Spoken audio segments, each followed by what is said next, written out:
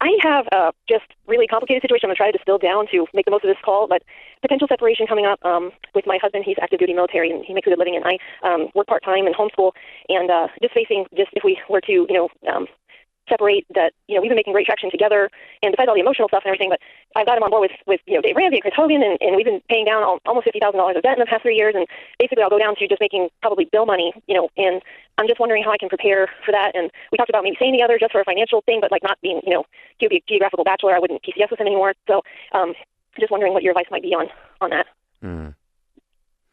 Well, I'm sorry you guys are facing this. I would, number one, if you're facing something that's serious, you need to get a pro in your corner.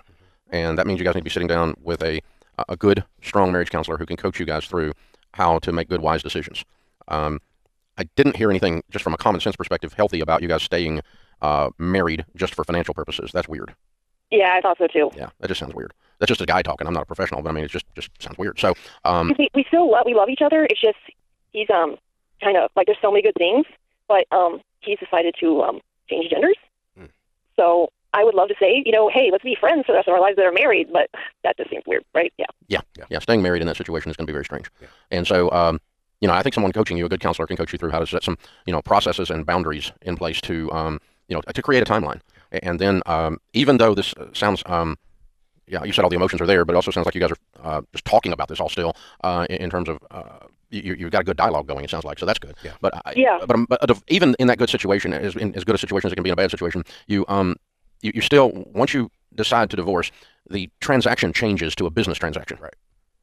And it doesn't mean you have to be mean to someone because it's a business transaction, but you have to be thorough and you have to think through the math. Like, for instance, he has an income and you don't. How much debt is left? Whose name is on the debt? Is there a house involved? All these kinds of things start to be a business transaction that have to be done on the very, very clear boundaries. We see this a lot. We really do. And Victoria, one thing I want to suggest, and by no way am I saying I'm a marriage therapist, but at the same time, let's not prolong it. Let's have an honest conversation, like Dave said. Are we going to do this or are we not? And once you decide what you're going to do, then y'all need to go down that path with the right counsel. One thing I have seen is a lot of people prolong this situation out, and then it gets worse and it gets worse down the road. So have the conversation, decide what you're going to do, and once you get there, immediately seek out wise counsel to walk you all through this step. But I got to say, awesome job with at least being kind to each other in the midst of this process. Yeah.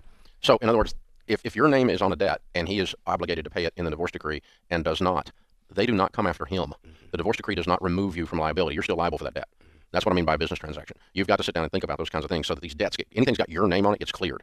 The second thing you've got to do is you got to get in Ken Coleman's materials because you're going to have to develop a career track. Yeah. Part-time and stay-at-home mom is not in your future anymore. Yeah. You're now a single mom, divorced. And so what are you going to do with your life? And what's your career look like? What's your job look like? And you got to get on that really fast because you're going to need an income. Yes, you're going to get child support. Yes, you may get some alimony. Yeah. Yes, he may pick up a lot of the bills, but you've still got to create a full-time income in this situation to exist.